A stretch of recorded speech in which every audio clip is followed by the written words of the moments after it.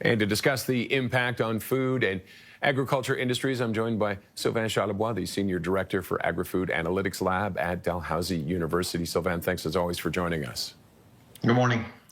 Let's start with the government's response to the tariffs. Trudeau's urging people to try and buy Canadian.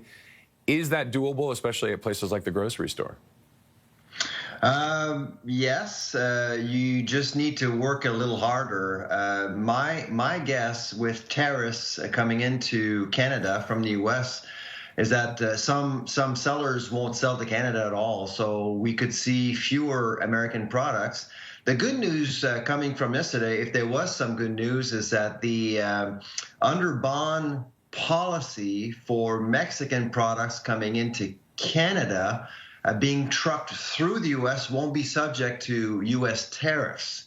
So my guess is that grocers will start importing more products from Mexico starting next week, and those products typically are more affordable, generally speaking. So that's certainly some good news. All right, let's just bring up a little board here of some of the foods that are already subject to tariffs when imported to Canada. I think some people might be surprised by some of these, like dairy products coming in 245 to 320%, poultry and eggs at 238% tariff, fish around 100%. These are already in effect. I think people might be surprised by that. Yeah, so this is supply management. It's a protectionist policy.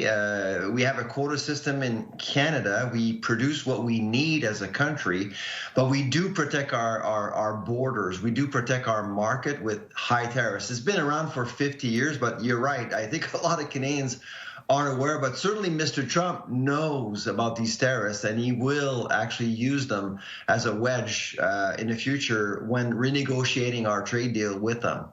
And now you mentioned that some American companies may hesitate to ship food up here, and we might not, stores up here might not want to buy it. Are there not contracts that are involved in all these things? How do they get out of those?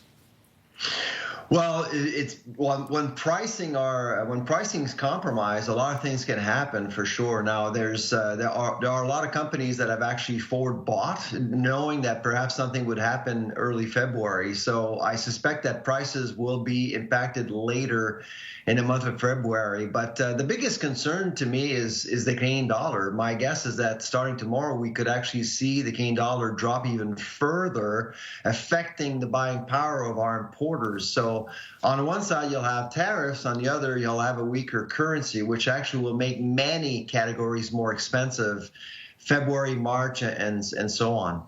All right, Sylvain, always appreciate your analysis of this. Thanks very much for joining us. Take care.